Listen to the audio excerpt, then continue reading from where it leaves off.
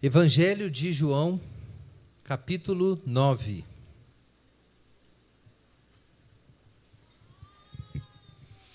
Evangelho de João, capítulo 9, vamos ler os versos 1 a 41. A cura do cego de nascença.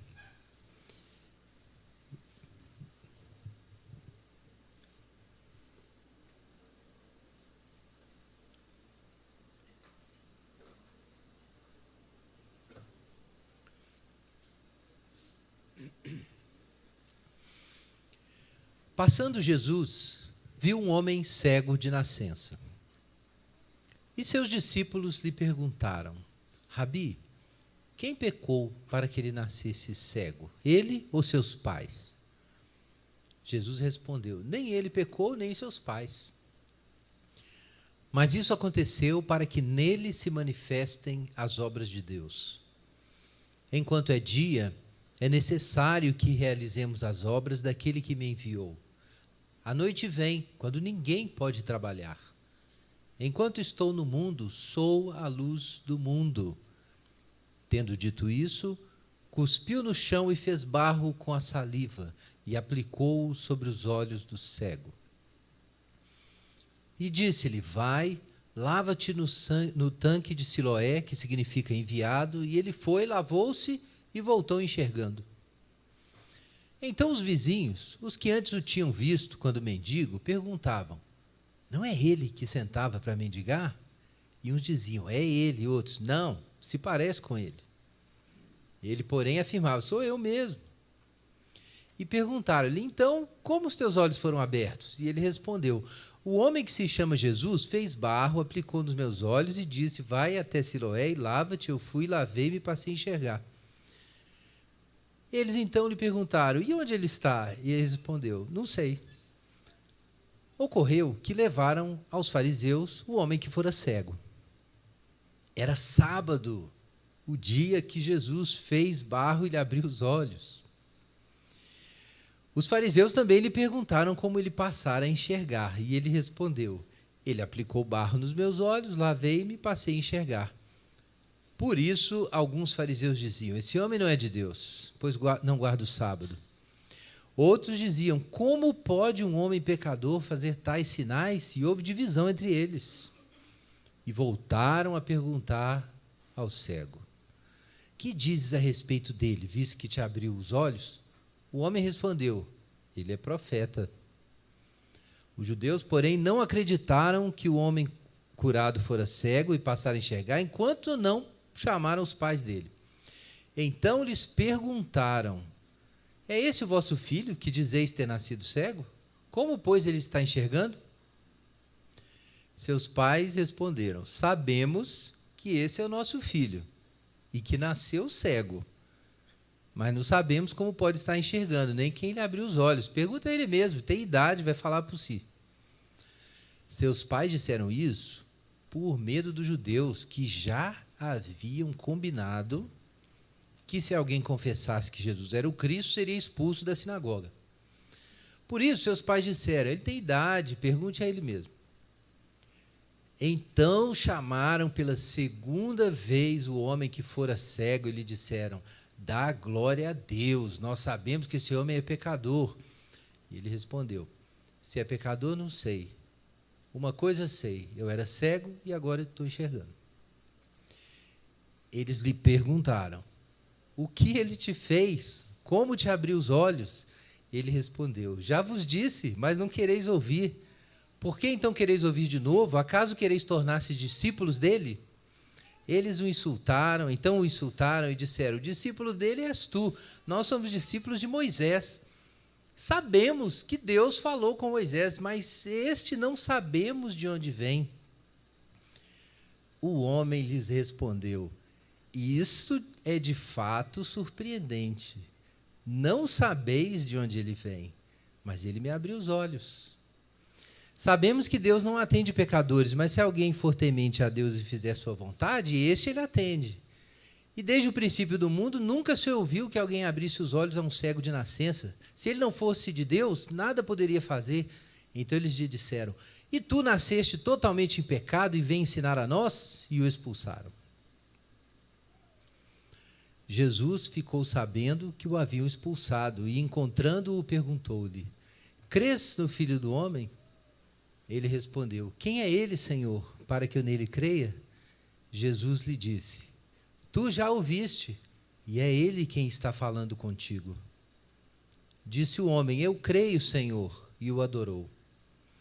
Jesus então prosseguiu: eu vim a esse mundo para julgamento, a fim de que os que não veem vejam e para que os que veem se tornem cegos. Ouvindo isso, alguns fariseus que ali estavam com ele perguntaram-lhe: será que nós também somos cegos? Jesus lhes respondeu: se fosseis cegos, não teríeis pecado. Mas como agora dizeis, nós vemos, o vosso pecado permanece. Pai Celeste, em nome de Jesus, nós clamamos a Ti pelo socorro nessa noite, que o Senhor nos dê entendimento e um espírito pronto para Te obedecer. Em nome de Jesus. Amém.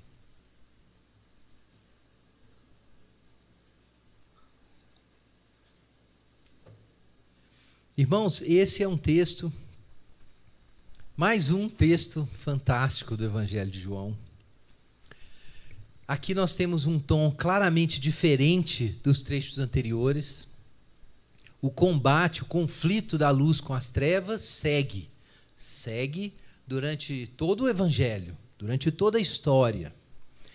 E a aproximação, como a gente mencionou, dessa hora das trevas, a hora do choque de Jesus com o príncipe desse mundo, a hora mais escura, ainda está para acontecer, mas o processo está se desenrolando, o conflito está se intensificando.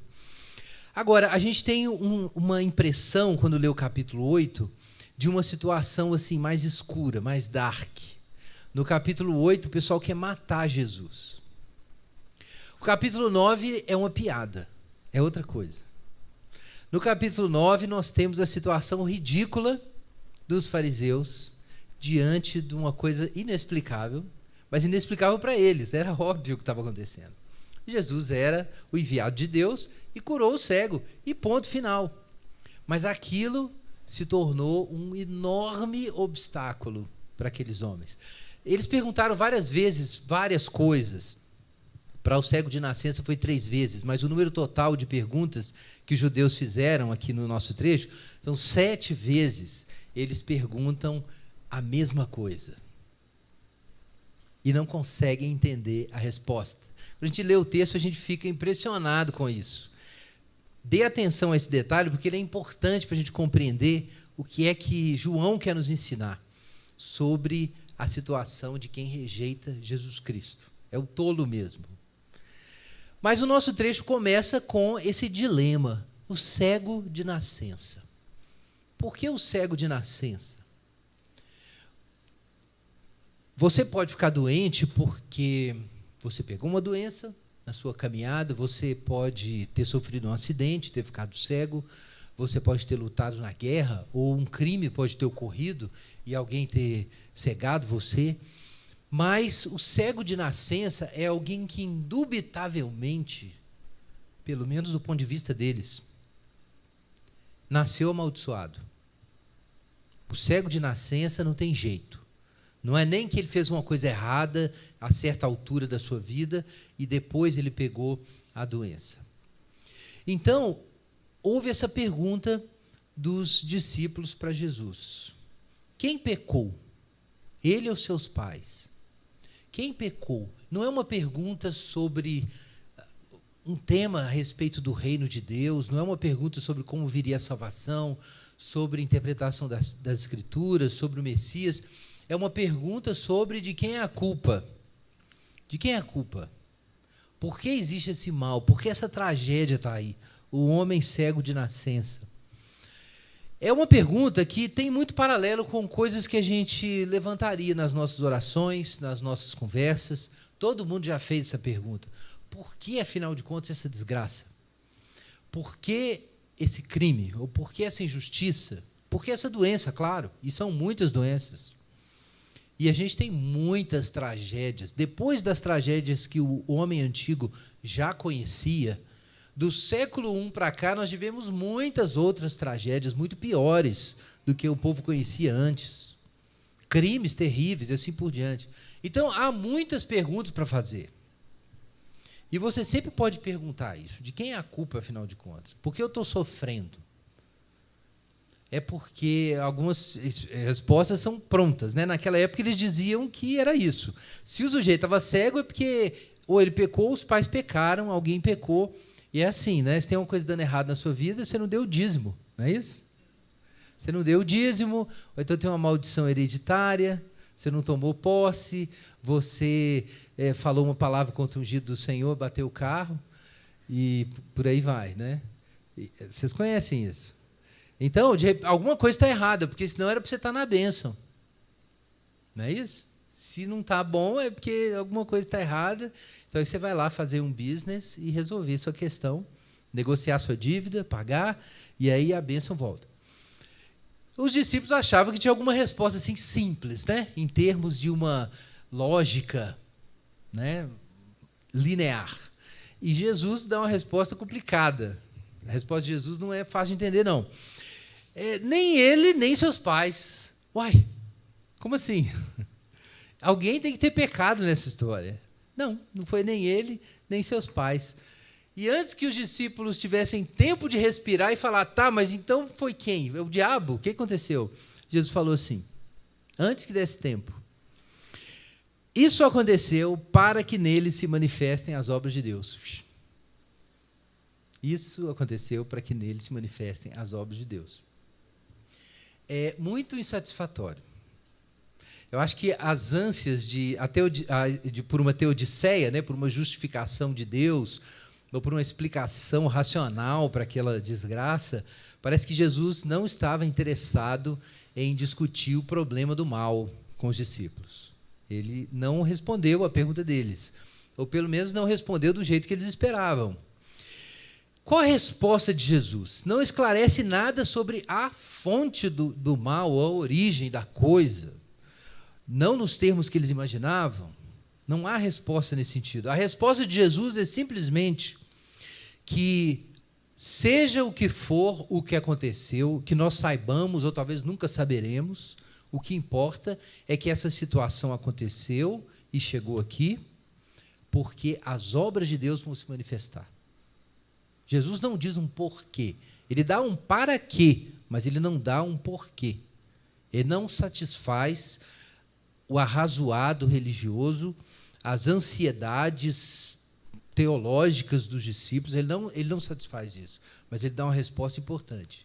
Ele diz que, saiba você ou não o porquê, a pré-história, a genealogia desse problema, entenda você ou não, se esse problema chegou aqui, Deus vai fazer alguma coisa com ele. E para Jesus parece que isso é o que interessa saber. Porque em nenhum momento ele dá outra resposta. Ele não dá outra resposta. A genealogia do mal é um negócio perdido nas brumas do passado longínquo, né? A gente sabe algo da queda de Adão, mas e o diabo? Todo mundo pergunta, e a serpente? De onde ela veio? Não sei. Ninguém sabe. A gente não sabe disso. Especula-se, né, que a queda do querubim ungido e tal, usando um texto que, na verdade, é a respeito de um rei babilônico, né, se não estou enganado. Eu acho que eu confundi os reis, mas enfim. Não existe essa resposta. Não existe Deus não se apresenta para explicar. Desculpa, eu vou explicar para você por que isso aconteceu com você. Deus não desce para se justificar e se explicar para os homens. Mas Deus diz o seguinte, olha, o que interessa é que algo vai acontecer aqui.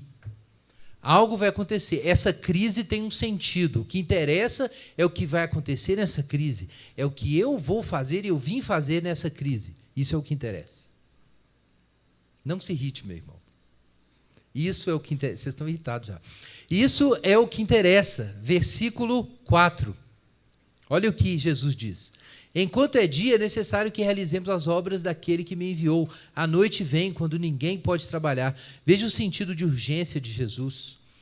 Jesus encerra a conversa e diz, olha, o negócio é o seguinte, ação, agora as coisas vão acontecer. E o que vai acontecer exatamente, diz o versículo seguinte, enquanto estou no mundo, sou a luz do mundo. Ora, por que existia aquela crise? Atenção, para que nele se manifestem as obras de Deus. Essa é a função da crise. E Jesus é a luz que vai aparecer nesse momento de crise. E o que a luz faz? A luz ilumina, não é isso? A luz expõe. A luz vem e mostra a realidade. A luz aparece e expõe as posições de cada um.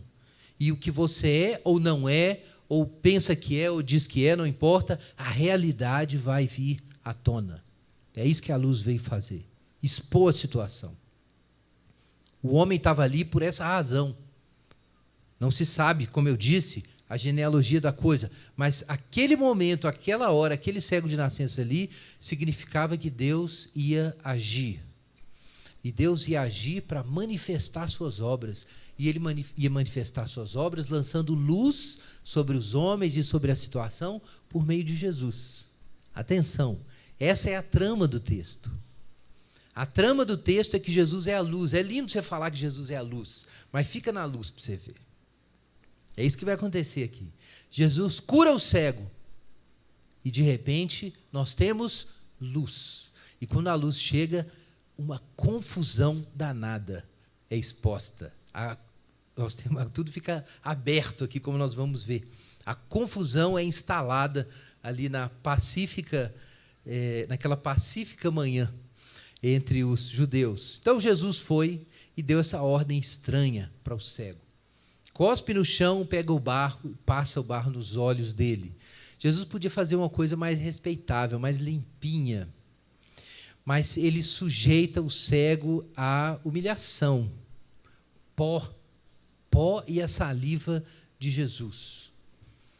A gente sabe de alguém que usou o pó para criar no passado. Está lá em Gênesis, capítulo 2. Deus usou o pó para criar o homem, né? Usou o barro para fazer o homem. E aqui nós temos um cego de nascença, e se ele é cego de nascença, quem fez ele assim foi Deus. Deus fez ele assim, e aí Jesus vai lá e pega o barro e refaz o homem, cura os olhos dele. Isso dizia muito, como vocês vão ver aqui no nosso texto. Então o sujeito vai e volta enxergando, verso 7. E aí nós temos verso 8 em diante. Agora, irmãos, vejam aí na sua Bíblia, a confusão está instalada. Os vizinhos que antes o conheciam chegam, não é esse o cego que ficava ali mendigando? E uns diziam, é ele, com certeza é ele, e os outros, não, claro que não era ele. Por que não? Porque esse é cego, aquele era cego, esse não é cego, então não é ele. Então a confusão está instalada porque as pessoas estão inseguras a respeito desse sujeito. Quem é esse sujeito? É o cego mesmo, afinal de contas? Mas vejam o verso 9, isso é importante. A incredulidade já está aqui, porque o verso 9 diz que o cego estava o tempo inteiro dizendo, sou eu. O cego sou eu. E o pessoal dizia, cala a boca, nós estamos tentando descobrir quem você é. Mas o cego era ele. Mas tanto faz. O cego tentava falar e eles calavam a boca dele o tempo inteiro. No fim, expulsaram ele da igreja lá, né? Vocês viram? Ele foi expulso. E o cego insistia, não, sou eu sou o cego. E finalmente perguntaram, tá, então como é que você está vendo? Como é que você está enxergando? Versículo 10. E o homem respondeu, ora, o homem que se chama Jesus fez barro, colocou nos meus olhos, fui lá no tanque, lavei, contou a história toda. Voltei enxergando. E eles perguntaram, e onde está esse homem? Ele não sabia. Então, eles decidiram tomar providências urgentes, porque aquilo era claramente um perigo, claramente um problema. E levaram o homem para quem sabe das coisas. Quem é que sabe das coisas? Quem é, gente, que sabe das coisas? Ô, gente, olha na Bíblia aí, estão olhando para mim. O que está escrito aí na sua Bíblia? Quem sabe das coisas no verso 13? Os fariseus. Os fariseus sabem das coisas. Os fariseus são estudados, né, têm formação em psicologia, filosofia, direito. Não é isso? Eles têm a técnica, têm a consultoria, eles sabem tudo. Eles têm toda a solução sobre como ser feliz, ter uma vida boa, decente, como trazer justiça para a terra. Eles têm a solução. Então, foi levar para os fariseus. Só que Jesus, para variar, versículo 14, quando Jesus fez o milagre, por que Jesus fez o milagre no sábado de novo? De novo, a gente já tinha visto que ele fez e deu problema. Então, Jesus podia ter feito na sexta-feira, ele podia ter esperado a segunda, o domingo, mas ele faz o milagre no sábado. E aí eles procuram os fariseus, então já está tudo fechado, definido. Os fariseus olham aquilo e falam, não, ele não é de Deus, foi no sábado. Acabou. Foi no sábado. Ah, mas ele curou um cego de nascença. Não, foi no sábado. Mas ele transportou os montes, mas foi no sábado. Ele abriu o Mar Vermelho, não importa, foi no sábado. E não podia fazer nada no sábado, de acordo com a legislação dos fariseus. Jesus podia, talvez, ter feito um milagre sem trabalhar. Ele podia ter só dito alguma coisa. Mas é que Jesus, ao invés de simplesmente dar uma palavra, pensar e o cego ser curado, fazer uma oração, Jesus cuspiu na terra e fez barro. E passou o barro nos olhos do cego. Irmão, sabe por que Jesus fez isso? Para deixar bem claro que ele estava trabalhando no sábado. Por isso que ele fez isso. Ele não precisava ter feito isso, mas ele fez isso. Ele trabalhou no sábado. Então, os fariseus estão divididos, porque alguns começaram a ver rachaduras nas suas convicções e falam assim, não, mas como pode um homem pecador fazer tais sinais? E houve divisão entre eles. Agora, eles não sabem o que pensar a respeito disso. Apesar da maioria, claramente, ter convicção de que esse homem não é de Deus, porque ele fez isso no sábado, então ele não é de Deus. Ele quebrou a regra da sinagoga. Então, não é possível. E olha que coisa, verso 17. Voltaram a conversar com o cego de novo. Que dizes a respeito dele, visto que te abriu os olhos? E o homem respondeu. A essa altura, todas as informações já estão aí. Eles já tinham o suficiente. O homem era cego de nascença, ele foi curado, e ele foi curado por Jesus. Quem é esse cara? Então o homem falou, olha, ele é o profeta. Mas os judeus, mesmo assim, não estavam a fim de ouvir o que o cego dizia. Veja o verso 18, ou cego. Eles não acreditaram que o homem curado fora cego e passaram a enxergar, enquanto não chamaram os pais dele. Eles estavam fazendo aquelas perguntas ali, mas ainda não tinham engolido a coisa, não tinham digerido o fato. Então chamaram os pais e perguntaram, esse é o seu filho? Veja só a perguntinha. Que dizeis ter nascido cego? Estava difícil mesmo de engolir. Esse é o seu filho? Sim, senhor. Nasceu cego? Sim, senhor. Como nasceu cego se ele está vendo? É claro que ele não nasceu cego, ele está enxergando. O problema era esse. Eles não podiam acreditar que Jesus realmente tivesse feito aquele sinal. Então, eles respondem, olha, pergunta para ele. Ele era cego, ele foi curado, vocês querem saber como que isso aconteceu? Pergunta para ele. É claro que o problema do como isso aconteceu, alguém podia ver como um truque, né? Havia muita gente naquela época que fazia truques. Haviam muitos curandeiros no mundo greco-romano, no Mediterrâneo, eram chamados de taumaturgos. Eram os caras que saíam fazendo milagres. Então, esse tipo de suspeita podia ser lançada. Mas é muito claro aqui que existe um problema a mais para os fariseus. Eles estão investigando como que aquilo aconteceu, e uns estão falando, não, isso não é cura, mas outros estão falando assim, não, a cura aconteceu, mas como ela aconteceu? Ela não podia acontecer de um modo que caracterizasse que o sábado estava sendo quebrado. E isso era muito complicado. Não podia caracterizar isso, porque para eles, se caracterizasse a quebra do sábado, então não podia ser de Deus, porque o sábado era esse princípio máximo para eles, que mostra a justiça de alguém. Lembrem do que a gente estudou da outra vez. Eles não compreendiam que o sábado é um dom de Deus para nós. O sábado não é uma obra religiosa que a gente pratica, não trabalhar no sábado, e aí nós ganhamos méritos diante de Deus. ou ganhamos acesso, ou provamos que somos realmente justos. Não é isso. O sábado é o descanso divino que sinaliza que Deus trabalhou por nós e completou a sua obra. Então, quando Deus está trabalhando, nós descansamos. Quando Deus trabalha e completa o seu trabalho, então nós temos alívio, nós temos um jardim plantado onde nós podemos viver e trabalhar e cumprir os mandatos de Deus. É isso que acontece quando Deus trabalha. Então eles não entendiam que o sábado de Deus é, na verdade, um sinal de descanso para nós. E Jesus foi claro: meu Pai trabalha até agora e eu trabalho também. É o que nós lemos nos trechos anteriores à nossa exposição aqui no Evangelho de João. O que Jesus queria dizer com isso? Que quando Jesus fazia um sinal, se no próprio sábado, que é o sábado dos homens, feito para os homens, Jesus está realizando as obras de Deus, isso significa que Deus está trabalhando para que os homens tenham um sábado. Por isso era tão complicado esse negócio de Jesus ser de Deus e fazer milagre no sábado.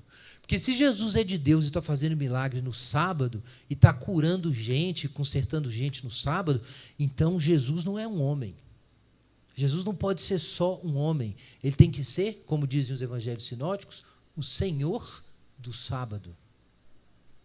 A fonte do sábado. A causa do sábado. A salvação de Deus é o nosso sábado. As obras de Deus são o nosso sábado. O suprimento divino é o nosso sábado.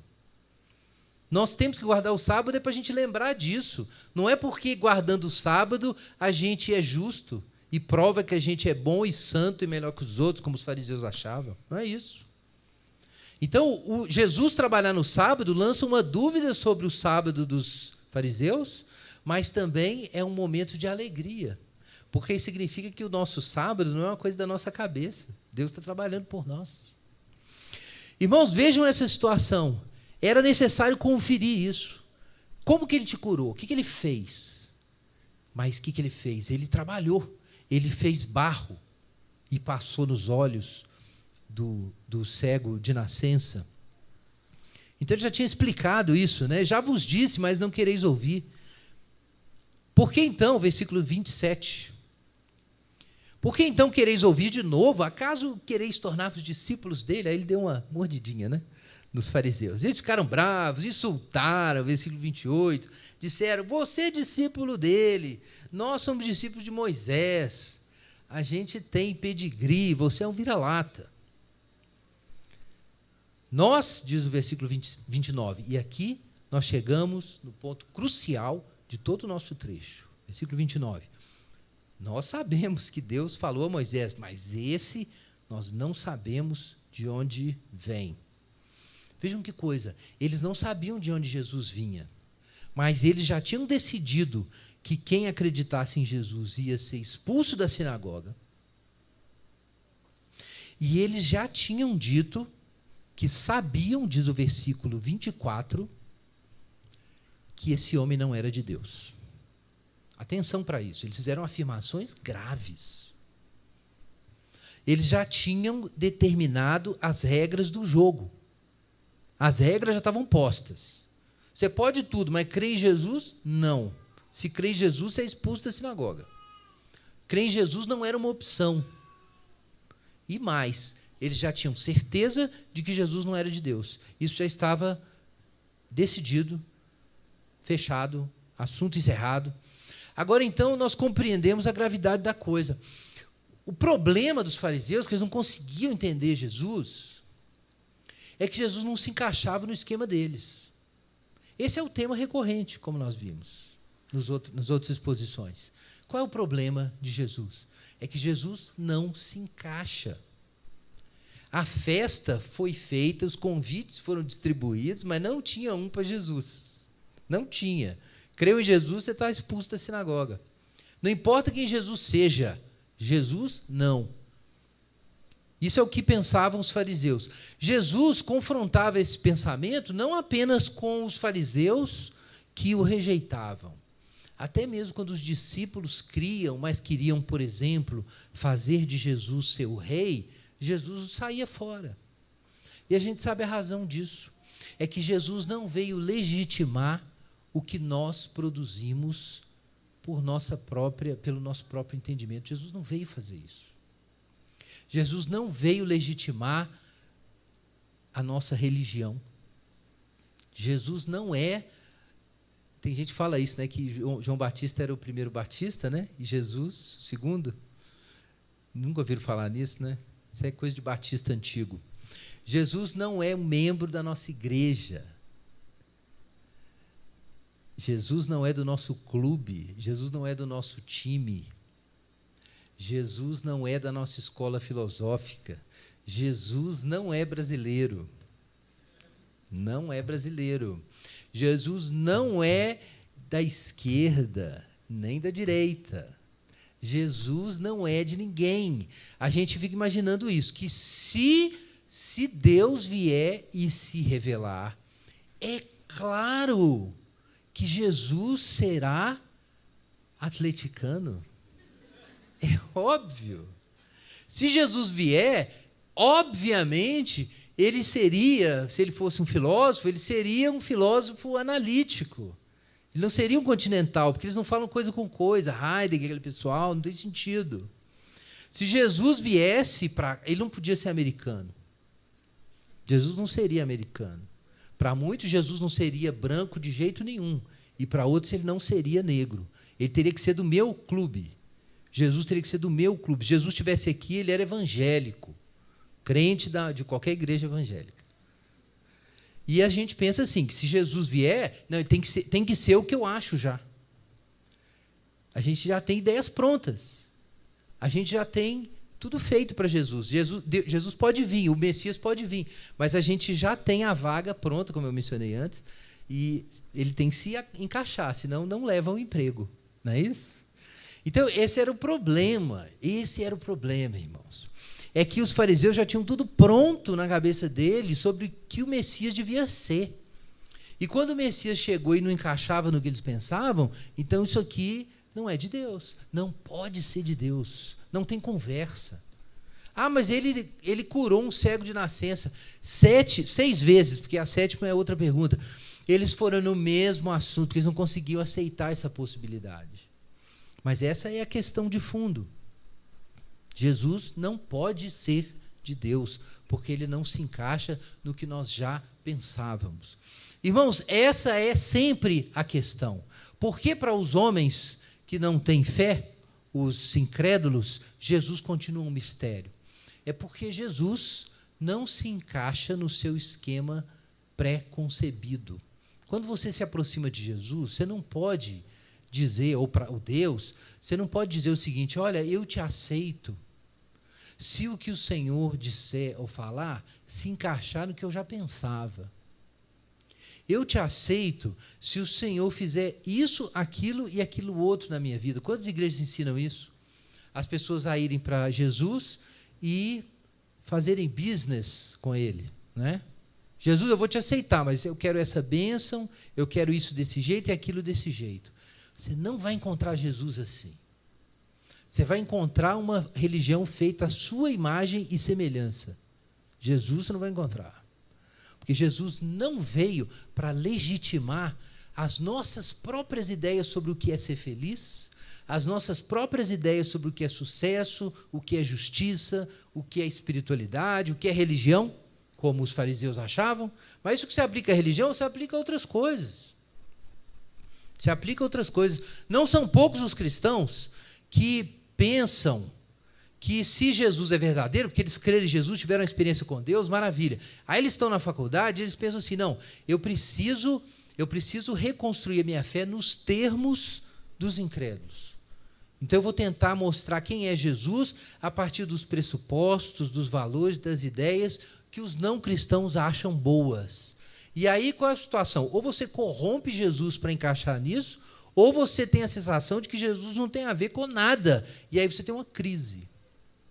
Agora, entendam bem, eu não estou dizendo que não exista possibilidade de explicar que Jesus Cristo faz sentido. usando a racionalidade, claro, você pode, depois que você creu, você pode demonstrar que é racional crer na ressurreição de Jesus e que o túmulo ficou vazio, como William Lane Craig faz, por exemplo. Você pode fazer isso. Você pode construir um arrazoado para mostrar que a ética bíblica é superior a outros sistemas morais. Você pode fazer isso. Você pode argumentar que é racional o conceito bíblico de expiação, de Jesus levar os nossos pecados, que isso faz sentido. Você pode dizer muitas coisas racionalmente. Mas, atenção, como cristão você faz isso? Porque você já viu a verdade, aí você faz o caminho de volta. É o que um autor que eu gosto muito, Soren Kierkegaard, faz no Migalhas Filosóficas. Você pode fazer isso sim, você já crê em Jesus, aí você vai derivando a coisa. O problema não é esse. O problema é de baixo para cima você chegar lá. Isso você não vai fazer. A partir da fé em Jesus, você consegue descer e mostrar a racionalidade dela até embaixo. Mas se você tentar, a partir da razão natural, chegar no céu, você não vai chegar, porque isso se chama Babel. O homem tentar chegar no céu. Não funciona. Não funciona porque se o homem conseguir de baixo para cima construir o arrazoado e mostrar todo o conteúdo da fé cristã sem precisar da revelação, o que ele está dando para Deus com isso? Uma banana. Ele está dizendo o seguinte: ó Deus, olha só que legal, Deus, olha que bonito. Com a minha mente natural, sem a ajuda da graça, sem revelação e o evangelho, eu mostrei tudo. Você não precisa nem mandar Jesus. Porque com a minha cabeça eu refiz todo o caminho. É claro que não. De pressupostos naturais, baseados na razão autônoma do homem, você não chega no Evangelho. Mas uma vez que você receba o Evangelho, você vai compreender não só a racionalidade do Evangelho, mas vai ter luz sobre a sua existência. Mas a direção é essa. Não existe bottom-up, de baixo para cima. Abra sua Bíblia em João 3. Olha o que nós temos aí, João, capítulo 3. Quero lembrar os irmãos que já leram esse trecho, e já foi exposto aqui na nossa série. Capítulo 3, verso 3. Jesus respondeu: em verdade te digo que ninguém pode ver o reino de Deus se não nascer de novo. Então, vejam que não é possível chegar lá sem uma graça especial. O texto segue. O Nicodemo escandalizado. Como assim, Jesus? Voltar ao ventre e nascer, eu não posso começar de novo, eu estou velho, eu não tenho que começar do zero a minha vida agora. Eu já sou alguém na vida. Jesus responde para ele, verso 5. Sinto muito. Se alguém não nascer da água e do Espírito, não pode entrar no reino de Deus. O que é nascido de carne é carne, o que é nascido de Espírito é Espírito. Não te admires de eu te dizer, necessário vos é nascer de novo. O vento sopra onde quer e ouve seu som, mas não sabe de onde ele vem nem para onde vai. Assim é todo o que é nascido do Espírito. O que Jesus está dizendo? Que aquilo que é do Espírito é incompreensível nos termos da carne. Não é que seja irracional. Não é que não faz sentido. Não é que não é realidade. Na verdade, se você ler as Escrituras, você vai descobrir que o homem natural está alienado da realidade. O homem carnal está alienado da realidade. Porque, embora sendo feito à imagem de Deus, ele recusou o próprio Deus. E, consequentemente, ele está em contradição consigo mesmo. Se ele recusa a Deus, ele está em contradição com a própria imagem de Deus nele. Ele não sabe quem ele é. Não sabe e não quer saber.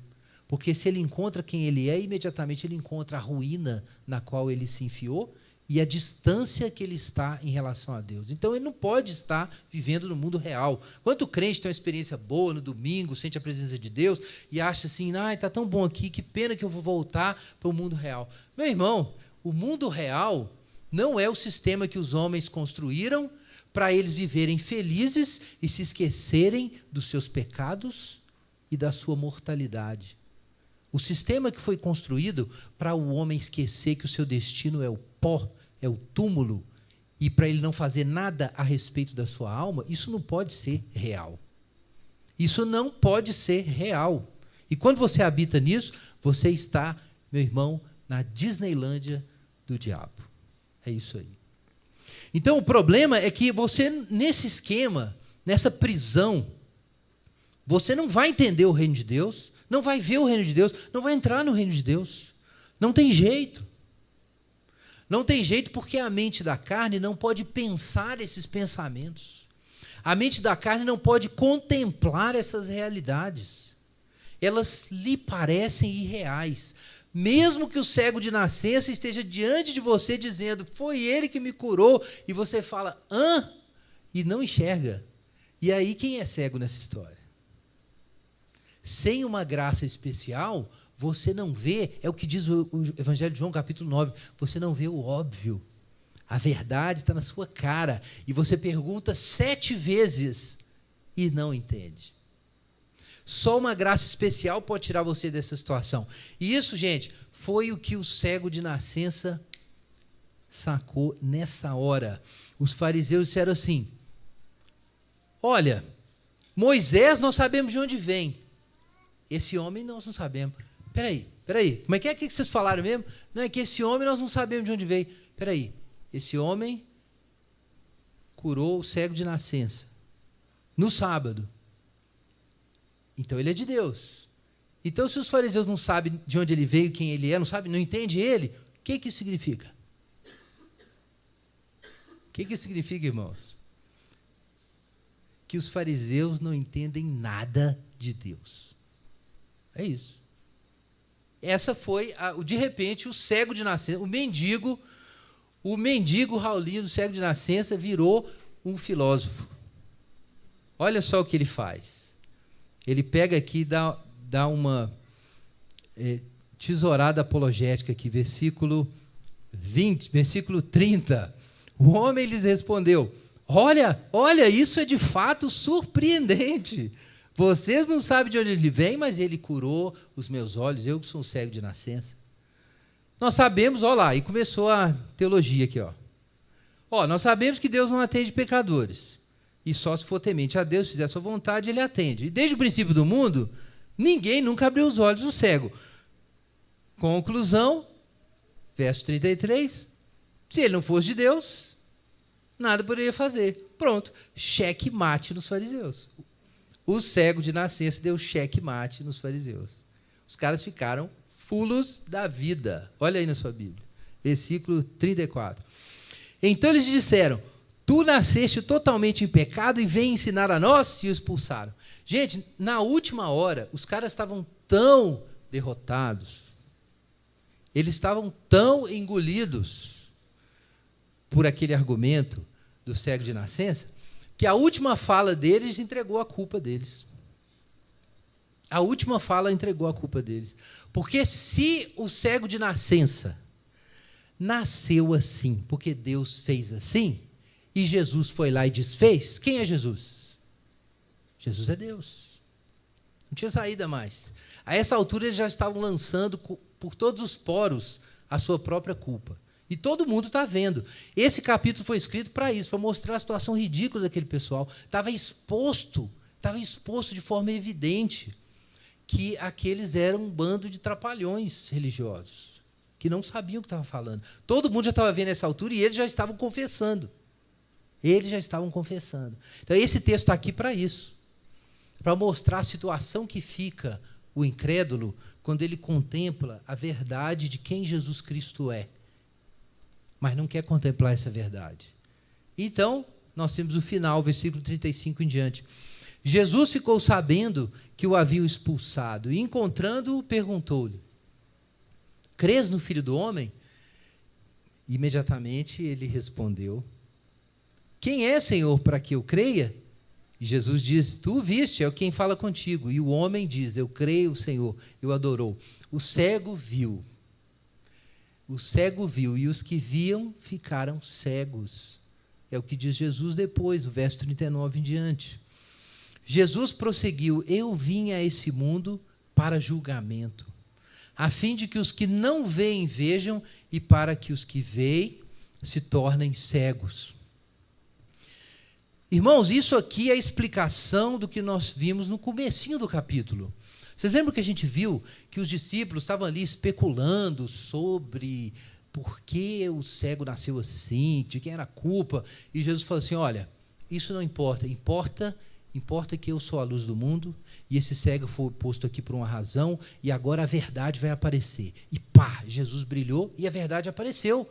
Os sábios fariseus eram um bando de desorientados, e o mendigo cego conhecia Deus. É isso. A luz foi lançada, as posições foram reveladas. Quem cada um era ficou exposto, porque diante do evangelho não tem jeito de se esconder. Fica tudo evidenciado. E aí Jesus diz que ele não veio só para salvar. Olha que coisa pesada. Eu vim a esse mundo para julgamento. Como assim? A gente acabou de ler João, capítulo 3, Jesus dizendo que ele enviou Jesus não para o mundo ser julgado, né, mas para o mundo ser salvo. Como assim? Mas atenção, várias palavras na Bíblia têm vários sentidos, dependendo do contexto. João 3,16 diz: Deus amou o mundo de tal maneira que deu seu Filho unigênito. Mas lá na frente,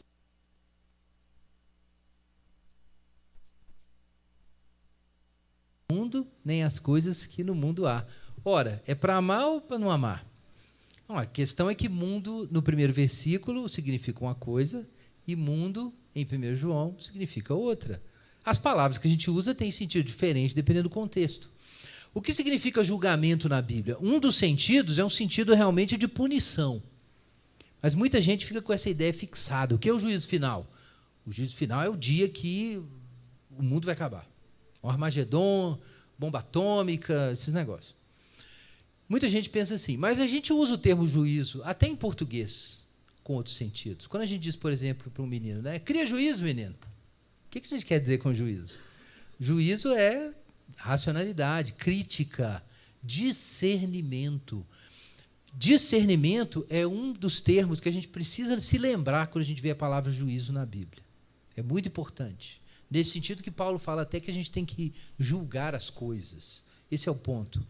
Então, por que Jesus veio para julgamento? Jesus veio para julgamento porque quando Jesus vem acontece um grande discernimento.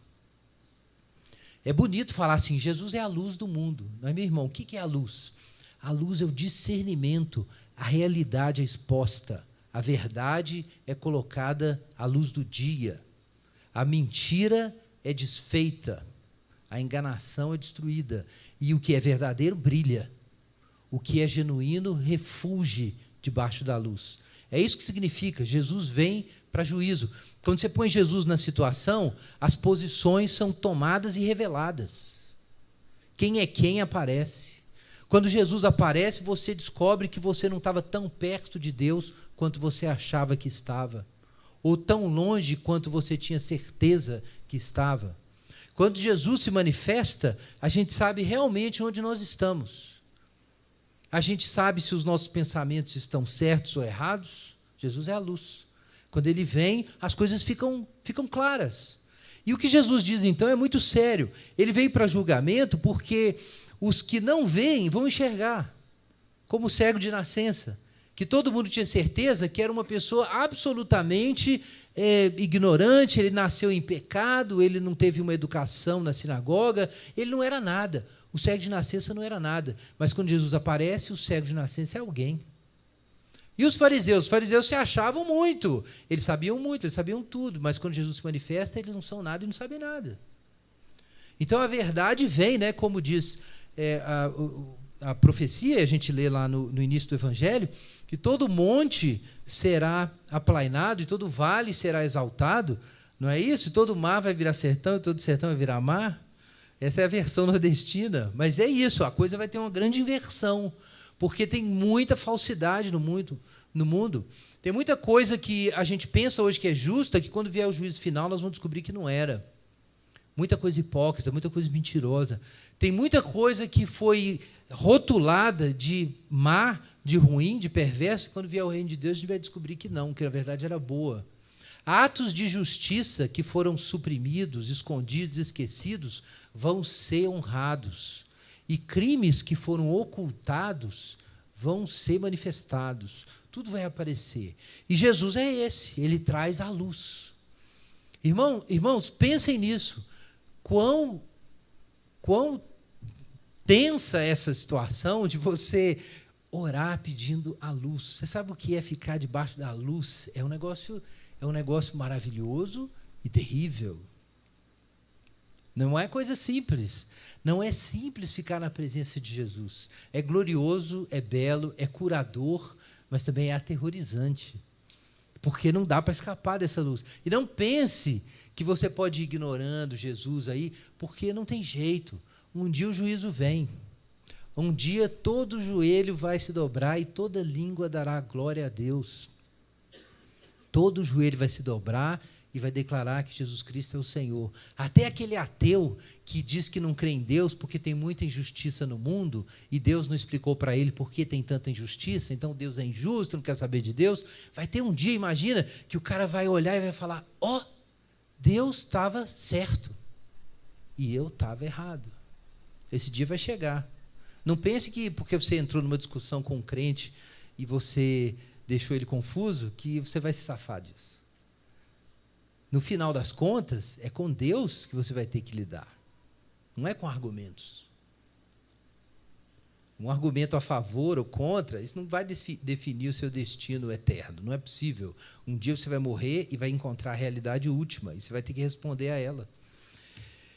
Jesus nos anuncia o que vai acontecer no fim, mas Jesus já introduz isso hoje. Veja o versículo 41. Os fariseus perguntaram: peraí, nós somos cegos? Essa foi a última pergunta deles, gente. Depois deles, diante do cego, perguntarem 6 vezes o que estava acontecendo, e a resposta ser: Jesus me curou. E eles não conseguiam ver, não viram. E no final, para a cereja da piada, os fariseus chegam no final e perguntam: e nós? Nós somos cegos? Ora, obviamente, se vocês admitissem que são cegos e dissessem assim: eu não estou vendo, eu não consigo ver, me cura, abre meu olho, aí vocês iam enxergar.